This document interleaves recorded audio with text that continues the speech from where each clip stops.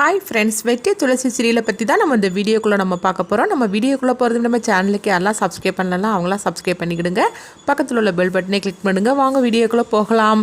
வெற்றியோட அம்மா அபிராமி வந்து சொல்லிட்டு இருக்காவது அந்த நகையை கண்டிப்பாக உரசி பார்த்து தான் தீரணும் அப்படின்னு சொல்லவும், இதை கிட்டதுமே லட்சுமி சிவராமன் அவங்க குடும்பத்தோட அவ்வளோருமே அதிர்ச்சி அடைகிறாங்க. என்னன்னு சொல்லி பார்த்தோம்னா, அது கவரிங் நகையாச்சு, இப்போ என்ன பண்ணுறதுக்கு வெற்றியோட அம்மா வேறு இந்த மாதிரிக்கு சொல்லிட்டு இருக்கிறாங்க, நம்ம வசமாக கையங்குளமாக மாட்டிக்கிட்டோம் அப்படின்னு சொல்லிக்கிட்டு ரொம்பவே பதட்டமாக இருக்கவும், அப்போ வந்து அபிராமி பார்த்தோம்னா அவங்க சொந்தக்காரங்க ஒருத்தங்களே வந்து அதாவது நகை கடை வச்சுருக்காங்க போலுக்கு, அவங்களே வந்து ஃபோன் பண்ணி வர சொல்லியிருந்தாங்க. இது கிட்டதுமே வந்து லட்சுமி வந்து சிவராமன் கிட்ட சொல்லிட்டு இருக்கிறாங்க, என்னக்கா பண்ணுறதுக்கு,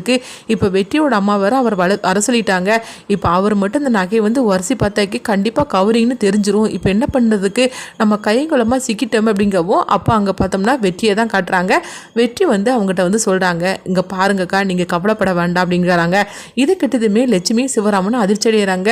தம்பி அப்படின்னு சொல்லும் போது, இங்கே பாருங்கள் இங்கே என்ன நடந்துச்சுன்னு எனக்கு நல்லாவே தெரியும், அதனால் நீங்கள் கவலைப்பட வேண்டாம், இந்தாங்க இதுலேருந்து என்னுடைய செயின் இருக்குது, இந்த செயினை வந்து நீங்கள் வச்சுருங்க அப்படின்னு சொல்லப்போ, வெற்றி தம்பி அதெல்லாம் வேண்டாம், நாங்கள் செஞ்சது தப்பு தான், ஆனால் நாங்கள் வந்து தெரியாமல் பண்ணிட்டோம், அது மட்டும் இல்லாமல் உங்களுக்காக நாங்கள் வாங்கி வச்ச செயின் வந்து இதில் தான் வச்சுருந்தோம், ஆனால் எப்படி காணாமல் போச்சுன்னு தான் எங்களுக்கு தெரியல,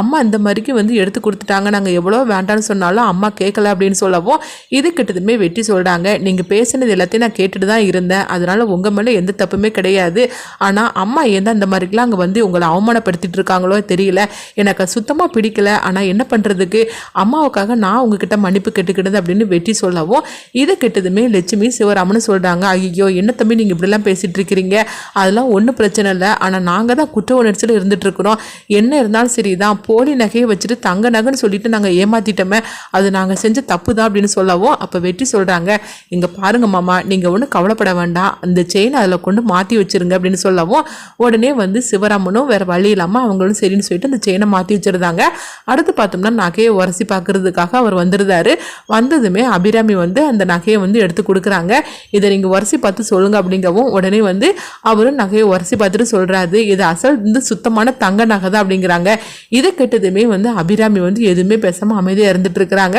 அப்போ சிவராமன் லட்சுமி எல்லாருமே வந்து அமைதியாக இருந்துட்டு இருக்கவும், உடனே வெற்றி சொல்கிறாங்க, இப்போ போருமாமா உங்களுக்கு உங்கள் பிரச்சனை முடிஞ்சிச்சு அப்படின்னு சொல்லி கேட்கவும், அப்போ தீபாவும் சொல்லிட்டு இருக்கிறாங்க, எங்கள் குடும்பத்தை எந்த அளவுக்கு நீங்கள் அசிங்கப்படுத்தணுமோ அந்த அளவுக்கு நீங்கள் அசிங்கப்படுத்திட்டீங்க, இப்போ போருமோ உங்கள் சந்தேகம் தீர்ந்துச்சுதா, இது சுத்தமான தங்க நகைதான்னு உங்களுக்கு தெரிஞ்சு போச்சுதா அப்படின்னு சொல்லவும், உடனே அபிராமி எதுவுமே பேசாமல் அமைதியாக இருக்கிறாங்க. கொஞ்சம் இருங்க அப்படின்னு சொல்லிட்டு தீபா பார்த்தோம்னா ரூமுக்குள்ளே போகிறாங்க. போயிட்டு அவங்க அம்மா அவங்களுக்காக கொடுத்த எல்லா நகையும் எடுத்துகிட்டு வராங்க. எடுத்துகிட்டு வந்ததுமே அவங்க வந்து தீபா வந்து சொல்கிறாங்க, இங்கே பாருமா, நீ எனக்கு போட்ட அந்த நகை எல்லாமே இதில் இருக்குது, இது அப்படியே நீ எடுத்துகிட்டு போயிரு, அதாவது துளசிக்காக அத்தை 10 பவுன் நகை போட்டிருக்காங்களா, அதே மாதிரிக்கு நான் 10 பவுன் நகை நான் எடுத்திருக்கிறேன், மீதி எல்லா நகையும் இருக்குது, அது அப்படியே எடுத்துகிட்டு போயிரு அப்படின்னு சொல்லவும், இது கேட்டதுமே கேசவன் வந்து அதிர்ச்சி அடைகிறாங்க. ஏன்னா எல்லா தங்க நகையும் எடுத்துட்டு அவங்க அதை வந்து கௌரி நகையாக மாற்றி வச்சிருக்கிறாங்க. இது தெரியாமல் தீபா என்னன்னா அவங்க அம்மா கிட்ட இந்த நகையெல்லாம் வந்து கொடுத்து அனுப்புகிறாள், இப்போ என்ன பண்ணுறதுக்கு தெரியல அப்படின்னு சொல்லிட்டு கேசவன் வந்து அதிர்ச்சி அடைகிறாங்க. தீபா இந்த மாதிரிக்கு முடிவு எடுப்பான்னு சொல்லிட்டு நம்ம கொஞ்சம் கூட எதிர்பார்க்கல அப்படின்னு சொல்லிட்டு அவங்க ரொம்பவே வந்து பதட்டத்தோடு இருக்கவும்,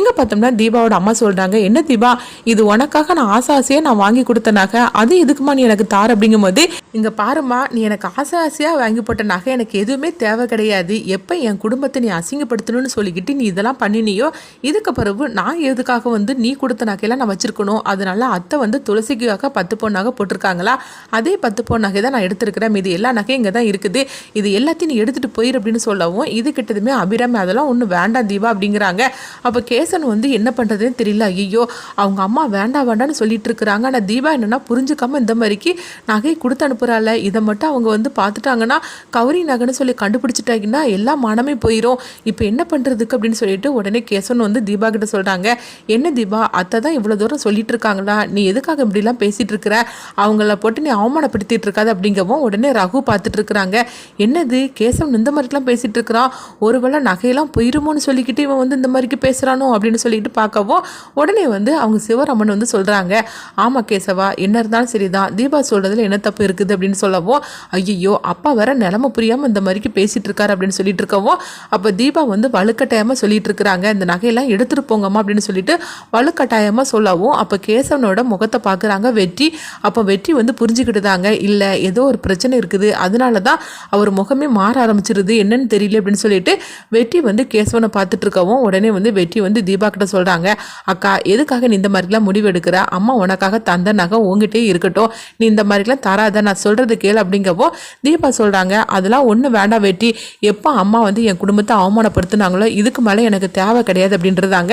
அதனால பார்த்தோம்னா தீபா வந்து எல்லா நகையும் அபிராமிகிட்ட கொடுத்து அனுப்பவும் அந்த நகை எல்லாத்தையுமே வந்து எடுத்துகிட்டு வந்துருந்தாங்க அபிராமி. அடுத்தது அங்கே பார்த்தோம்னா துளசியை தான் காட்டுறாங்க. இப்போ துளசி வந்து லட்சுமி கிட்டேயும் அவங்க சிவராமன் குடும்பத்தில் எல்லாத்தையும் சொல்கிறாங்க, சரிம்மா நான் கிளம்புறேன் அப்படிங்கும்போது உடனே வந்து லட்சுமி சிவராமன் துளசி வந்து தனியாக அழைச்சிட்டு போய் சொல்கிறாங்க, வெற்றி தம்பியால் தான் நம்ம குடும்ப மானமே காப்பாத்துச்சு, அப்படி மட்டும் இல்லைன்னா என்ன நடந்திருக்குன்னு எனக்கே தெரியல, உங்கள் அத்தை எவ்வளோ கோபமாக இருந்தாங்க, எவ்வளோ அவமானப்படுத்திட்டு இருந்தாங்க, இந்த நகை மட்டும் கவரிங்னு மட்டும் கண்டுபிடிச்சிருந்தாங்கன்னா அவ்வளோதான் அப்படிங்கவும் உடனே வந்து துளசி வந்து வெற்றி மேலே ஒரு நல்ல அவங்களுக்கு ஒரு அபிப்பிராயம் ஏற்பட ஆரம்பிச்சிருது. அடுத்து பார்த்தோம்னா வெற்றி வந்து தியாட்ட சொல்கிறாங்க, தியா பாப்பா நம்ம வீட்டுக்கு போகலாமா அப்படிங்கவும், சரி எங்கள் நம்ம போகலாம் அப்படிங்கிறாங்க. அடுத்து பார்த்தோம்னா துளசி அழைச்சிக்கிட்டு அவங்க வீட்டுக்கு கிளம்புறாங்க. இந்த மாதிரி நடந்துட்டு இருக்கு. அப்போ வந்து அஞ்சலி வந்து அவங்க சொல்கிறாங்க, அம்மா நானும் கிளம்புறோம் அப்படின்னு சொல்லவும் உடனே வந்து அஞ்சலிட்டையும் சரிம்மா அப்படிங்கிறாங்க, உன் உடம்ப பார்த்துக்கோமா அப்படிங்கும்போது அஞ்சலியும் சரி அப்படிங்கிறாங்க. அடுத்து பார்த்தோம்னா வெற்றி துளசி எல்லாருமே வீட்டுக்கு வந்துருந்தாங்க. அப்போ வெற்றி வந்து அவங்க வீட்டுக்கு வந்ததுமே அபிராமியை போட்டு பயங்கரமாக திட்ட ஆரம்பிச்சிருந்தாங்க.